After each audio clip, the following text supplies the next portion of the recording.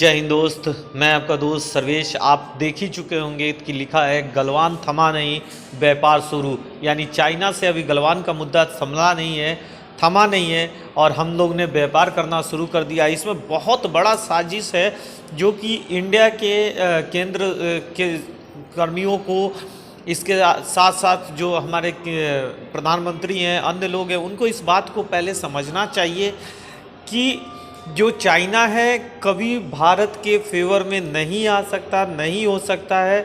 और आप देख सकते हैं कई दशक के बाद चीन को चावल का निर्यात करेगा भारत। यानी निर्यात का मतलब होता है हम लोग बेचेंगे चाइना को, चाइना से खरीदेंगे नहीं, चाइना को बेचेंगे।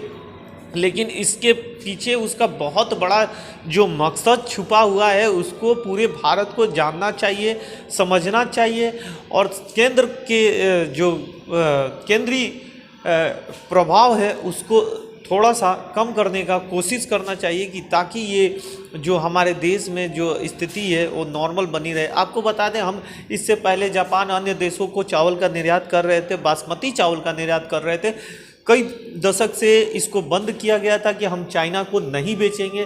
चाइना का इसमें बहुत बड़ा साजिश है। आप देख सकते हैं गलवान में हमारे सैनिकों को कितनों को पकड़ लिया गया, क्या क्या किया गया उनके साथ। और भी बहुत सारी परेशानियां हमारे यहाँ गलवान ये लोग छोड़ने को तैयार नहीं हो रहे हैं।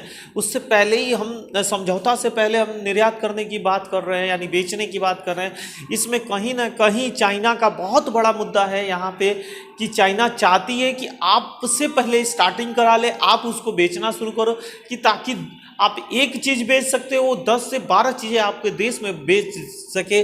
और बेचती रही है उसी चीज़ को वो खुलवाना चाहती है। जैसे आपने देखा है कि छोटे छोटे जो इलेक्ट्रॉनिक चीज़ें हैं आपकी इंडिया में चाइना से ही आती हैं। यहाँ तक कि जो बैटरियाँ हैं, उसको मोबाइल की बैटरियाँ उनको देख सकते हैं आप, वो चाइना की बनी होती हैं ज़्यादातर। इसके अलावा वो जो प्लास्टिक की चावल इस्तेमाल करते हैं चाइना वाले, वो इंडिया को बेचना चाहते हैं।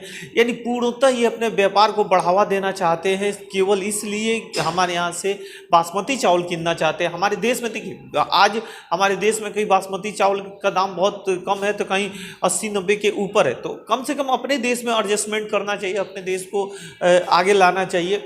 दूसरे उसके ऊपर अभी बहुत बड़ा दबाव है कि कई करोड़ कई खरब की व्यापार उसका रुक चुका है। हमारे देखा देखी विदेशी जो कंपनी है उन्होंने भी अपना व्यापार रोक रखा है।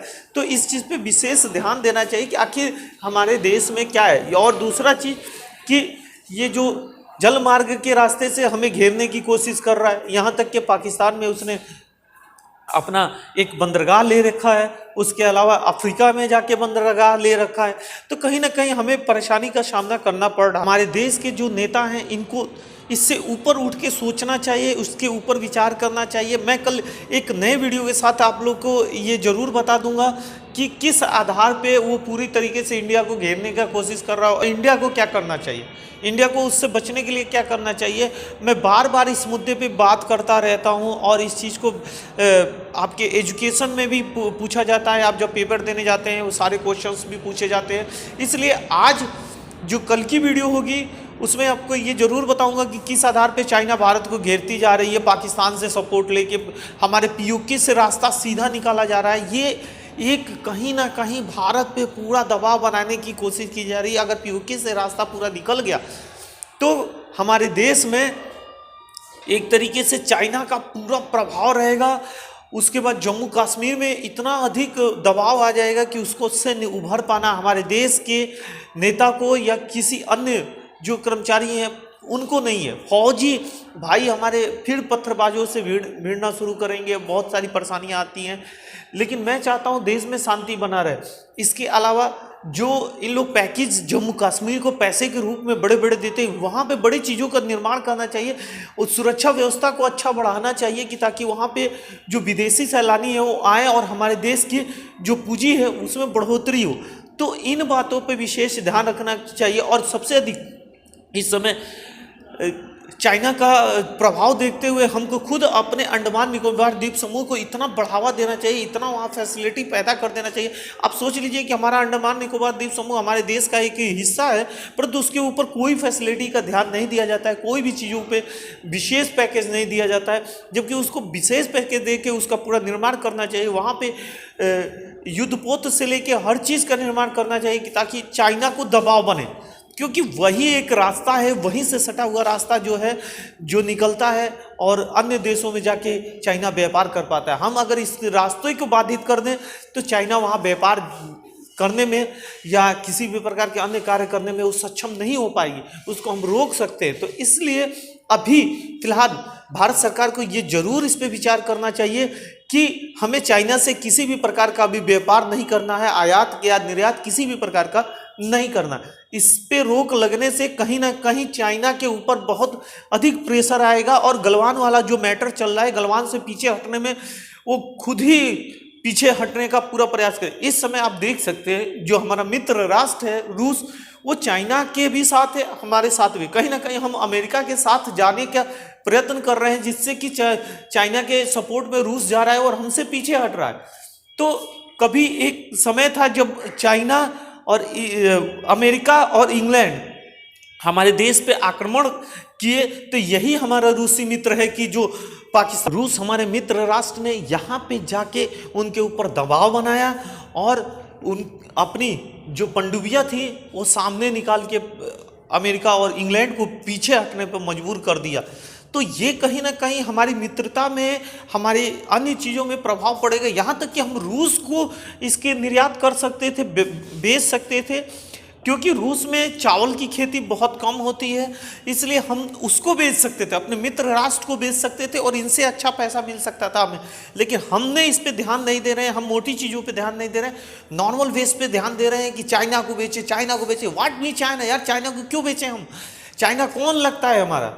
तो इसलिए इस पे भारत सरकार को विशेष ध्यान देना चाहिए, अभी से भी इस व्यापार को रोक दिया जाए कि ताकि जो चाइना ज़्यादातर व्यापार लमसम 90-80 से 85% का व्यापार जो हमारे देश में करती है, वो हम उसके पास मात्र 15 से 20% का व्यापार कर पाते हैं। उस पर कम से कम रोक लग सके और हम कई दशक से चले आ रहे इस व्यापार को जो रुका हुआ था उसको और भी अधिक बाधित करें। इसके अलावा जब तक ये गलवान से पीछे नहीं हट जाते तब तक किसी भी प्रकार का व्यापारिक रिश्ता रखने से मना किया जा सकता है। लेकिन अगर भारत इस चीज़ को नहीं मानता है, भारत सरकार नहीं समझ पाती है इस बात को, तो कहीं ना कहीं चाइना हमारे ऊपर हावी होती जा रही है। यहाँ तक कि उसने पाकिस्तान में ले रखा है, उधर अफ्रीका में ले रखा है, चारों तरफ से हमें घेरने का प्रयास कर रहा है। उसके बाद आप देख सकते हैं थाईलैंड के ऊपरी रास्तों से वो पूरा सीमावर्ती क्षेत्रों में आना चाहता है, यहाँ तक कि बांग्लादेश से वो बात कर रहा है वहाँ लेने के लिए। तो हम पूर्णतः घिर जाएंगे। अगर बांग्लादेश ने अपना कोई भी हिस्सा दे दिया चाइना को, तो कहीं ना कहीं हमारा जो कहीं वो हमारे उड़ीसा के तटों पर निगरानी रखने के लिए दे रहा है, चेन्नई की तटों पर निगरानी के लिए वो हावी हो जाएगा। तो हमें कहीं ना कहीं अपने रिश्ते को बांग्लादेश से भी अच्छा बना के रखना होगा। उसके साथ साथ इन चाइना पे दबाव बनाने के लिए अपने रिश्ते को रूस के साथ बेहतरीन करना होगा, जापान के साथ बेहतरीन करना। हम व्यापार के मामले में उनसे सब कुछ ले रहे हैं, उनको देने के बजाय हम ले रहे हैं। कच्ची जो आपके देख रहे होंगे, आपके देश के जो कच्चे लोहे होते हैं हम दूसरे को बेचते हैं और वो बना के हमको उस मालूम चला 5 रुपये में हमने कच्चा लोहा बेचा और वो बना के हमको 100 रुपये में बेच रहा है। तो कहीं ना कहीं हमारे देश को इस पर विचार करना चाहिए। भारत सरकार कोई भी हो केंद्र में, उसको विचार करना चाहिए कि हम अपने यहाँ के जो इंजीनियर हैं उनको बढ़ावा दें, व्यापारियों को बढ़ावा दें। कर्मठ हमारे देश में सबसे अधिक लोग होते हैं, उनकी कर्मठता को जागू करें।